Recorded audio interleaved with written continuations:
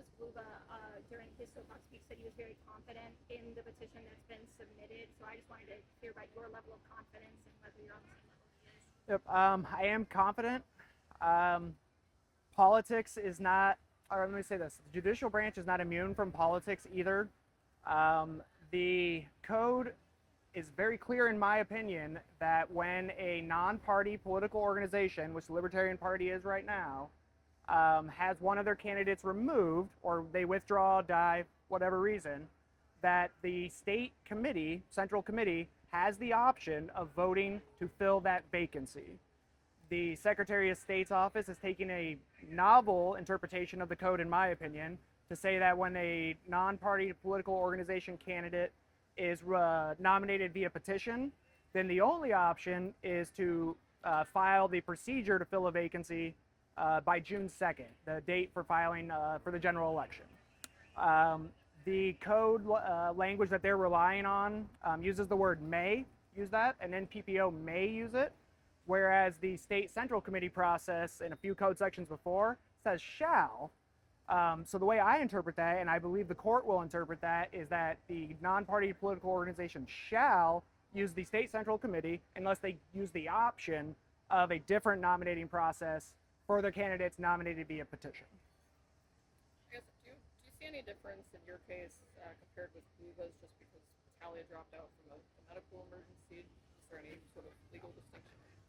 No, because Marco was actually removed through the objection panel process, and he lost, or he wasn't reinstated on the ballot in his court case. He did also withdraw for a medical reason or for a health reason, but I don't see any distinction, seeing that they were both removed ultimately from the ballot through the objection process, which was upheld by a court.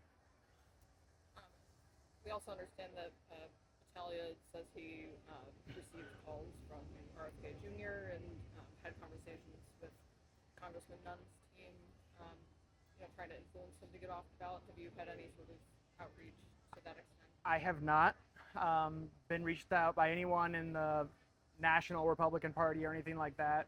I will say, without naming names, Marco and Rick Stewart are not the only people that receive calls. There are other people that I know in the Libertarian Party that also receive calls from RFK. But I'm not going to name names. They don't want to be spoken about publicly. But I was kind of surprised I haven't yet, but it wouldn't influence my decision one way or the other. And in fact, people may not know this, but during my time in the Senate, when I was chief of staff for the president of the Senate, Zach Nunn was a state senator. So I actually worked somewhat closely with Zach Nunn on a few pieces of legislation. We know of each other, and he knows me, I know him. And there's nothing that anyone could do to get me to drop out of the race. For me, this is a principle thing. It's not like I don't like Zach Nunn. It's not like I don't like Sarah Trongariad either. It's just our two-party system has to have a check. There's got to be another option for the Iowa voters. And until Republicans currently stop their dirty tactics of removing libertarians from the ballot, I'm going to keep fighting and representing libertarians for free, which I have done in 2024 and this cycle, just to try to keep libertarians on the ballot, or any non-major party on the ballot for that matter. I want Iowans to have choices and not be limited by this false dichotomy of Democrat or Republican. It's dangerous, and it leads to bad policy solutions and ultimately tyranny, ultimately, if this continues for much longer. Are you going to be representing the Libertarian candidates in this court proceeding? I know there's no hearing. It's going to be decided based on written submissions, but if it goes up to the Iowa Supreme Court, would you also be arguing again? Yes, I would. I did file the petition for the writ of mandamus most recently for this most recent case, and if it goes up, if we need to appeal it or if the state appeals it, I will be arguing in front of the Iowa Supreme Court again.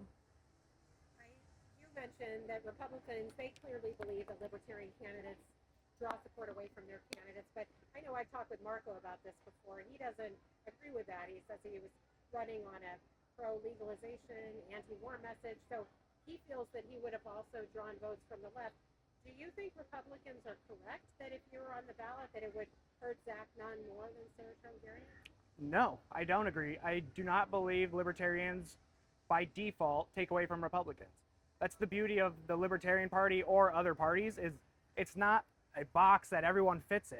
It's you want multiple ideas, multiple policy solutions. And I did work for Republicans. I have a lot of conservative viewpoints, but I also would be a pro-legalization campaign. I have a lot of, I wouldn't even say, like, it's hard to say left or right issues. I have my own issues in the way I believe the policy solution would be. Like, I'm against eminent domain for private purposes. I am anti-war in general, or non-interventionist in general. I'm pro-legalization of marijuana. It's this false dichotomy that's created by our current system where it's left or right, where libertarians are trying to put on their spectrum when we have our own spectrum. They're on the X and Y, we're on our Z axis, and just like every other party or non-major party. You shouldn't try to fit people in this box because it artificially limits options for voters ultimately. And if you are on the ballot, what are the issues that you're going to be emphasizing during the general election? Yep. So in the general election campaign, I will be focusing on constitutional amendments that will try to fix Congress. Congress is, in my opinion, our most dysfunctional branch of government, both federal and state level. The first constitutional amendment I would want to propose and get to the states is a single budget or single subject bill requirement.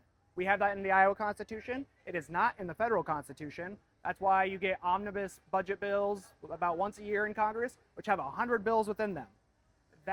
When you have that process, any elected official that votes for that can say to one group of people, I voted for it because I like this, this, and this. I didn't like this, this, and this in there, and it doesn't pin down an elected official's vote on a particular issue, because who knows, they might have voted for it for these reasons, but they actually were against it for this reason, but won't say that publicly.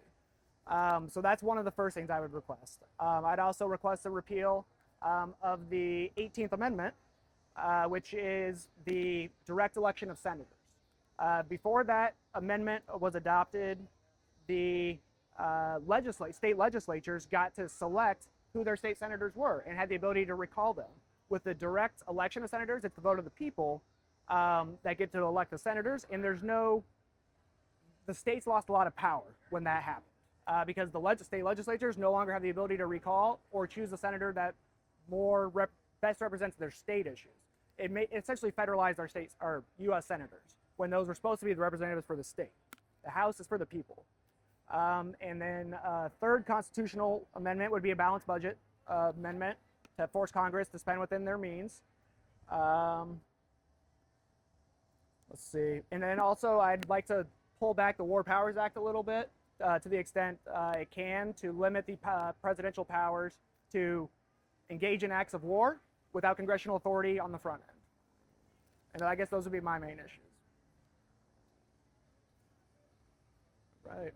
Nothing else? All right. Easy. Easy enough. Appreciate it.